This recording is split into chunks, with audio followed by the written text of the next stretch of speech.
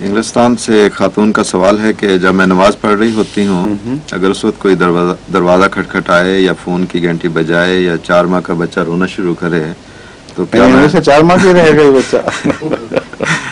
بہت اچھا. تو کیا میں نماز چھوڑ کر ان باتوں کا جواب دے سکتی ہوں یا نماز کو جاری رکھوں؟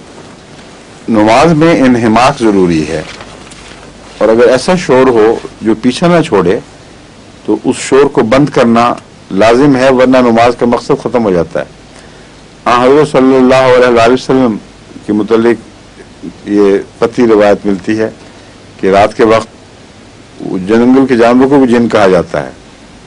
کوئی جانور، کوئی بلا، کوئی ایسی چیز، جس طرح کئی دفعہ میں نے بھی دیکھا ہے دروازے کھوجتے ہیں بعض دفعہ رات کو.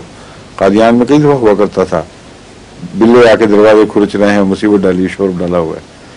اس وقت کوئی نماز پڑھ رہا ہو اگر تو اس کی نماز کی توجہ بڑھ جاتی ہے. حضرت صلی اللہ علیہ وسلم نے ایسی صورت میں دروازہ کھولا، اس کو بند کیا کسی جگہ، اس جانور کو جو بھی تھا، اور نماز سے فارغ ہونے کے بعد پھر اس کو چھوڑ دیا. تو یہ جو مسئلہ ہے کہ نماز جاری رہی یا نہیں، رسول اللہ علیہ وسلم کی تو جاری رہی تھی، کیونکہ مجھے یاد نہیں کہ کوئی ایسا قطعی ذکر ملتا ہو کہ رسول اللہ علیہ وسلم نے نماز توڑی اور پھر نئے سرے سے شروع فرمائی. اسی نماز کی حالت میں اس شور کو بند کیا، واپس آ کر نماز جاری رکھی.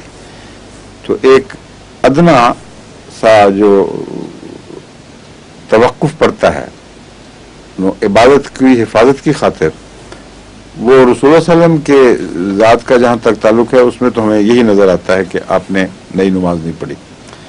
لیکن اب یہ توقف کس قسم کا ہے اور ہر انسان اپنے نفس کو کس حد تک نماز کے ساتھ لگائے رکھ سکتا ہے، یہ سارے مسائل ہیں جن کے مطابق فیصلے ہونے چاہیے. میں تو سمجھتا ہوں کہ عام طور پر جو فون ہے وہاں باتیں اگر آپ شروع کر دیں تو نماز گئی، یا دروازہ کھٹکھٹا کے حال پوچھ رہے ہیں، اس سے باتیں بھی کر رہے ہیں. اور مثال مل رہی ہے ایک جانور کی جو بیرونی جانور ہے، اس سے تو نہ بات کی، اس کو پکڑا بند کیا اور نماز جاری.